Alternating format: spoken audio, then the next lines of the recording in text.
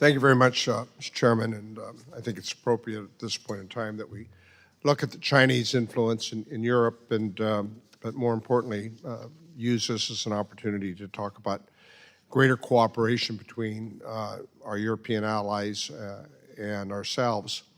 Because for China, we share a similar challenge.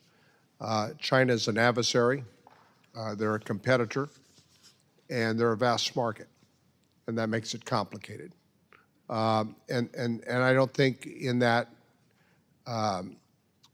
matrix we have really, ourselves, or the Europeans, have determined how we deal going forward with China's adversarial relationship with us, the attacks they have on us thousands of times a day in very subtle ways, both in our companies, their espionage, as well as attacks on our institutions, public institutions, and they do the same in Europe. And so what we haven't hit upon is a strategy. Do you think Russia and China are coordinating their malign influences and European nations are with us? And are these common goals or are these personal agendas? Who would like to take that on?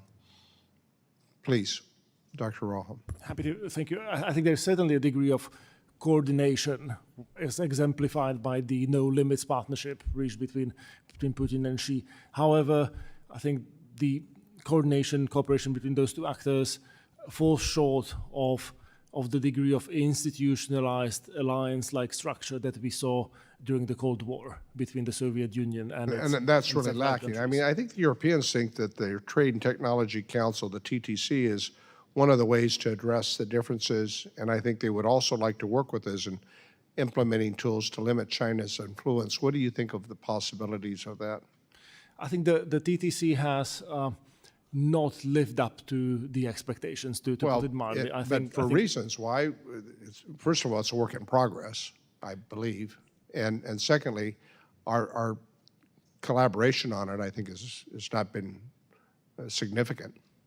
Well, and I think the matter just deserves a much greater sort of degree of ambition and urgency from policymakers on both sides of the Atlantic if we were to build truly integrated supply chains. But isn't that where we're really missing out? I mean, when you look at our economy and the Europeans' economy and the opportunity to leverage that, is the lack of collaboration. Well, I'm old enough to remember the negotiations of a TTIP before 2016. Yeah, well, I'm old enough to remember the TTIP effort as well. And I would like... sadly, it was discarded along with the Trans-Pacific Partnership because I think working with allies that share values is a far better way than these notion of tariffs, which are a tax on American consumers. And everybody can play that game, and we've seen it. So let me ask another question here, because it really, you know, and I work closely with our European allies, and they see Hungary and Viktor Orban, that great defender of democratic values and institutions. Victor, where are you? Because they know what his game is all about. And so he's a problem child for Europe, and they're having to deal with it, even in this point in time where they have the chairmanship. But where are the opportunities to deal with the malign influences of Russia and China? We know what China's goals are. We know what Russia's goals are with their invasion of Ukraine. And clearly, you know, I mean, Putin is a war criminal. Russia is a syndicate masquerading as a country with a mob boss called Putin. And their view is, you know, if they can succeed in Ukraine, then possibly Poland is next, or Romania, or the Baltic states. So where do we find the opportunities to collaborate with our allies here? I mean, is this not a seminal moment in world history?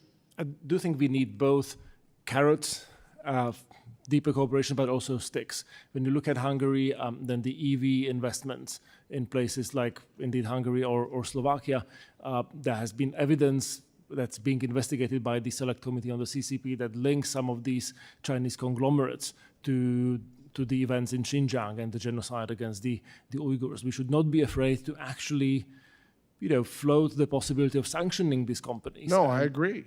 And taking a much sort of tougher, more coercive stance, Let's draw the line with TikTok, begin there. forcing our allies to have to Wholly pick a owned side. subsidiary of the Communist Party of China. Thank you. My time's expired, but take another shot at it.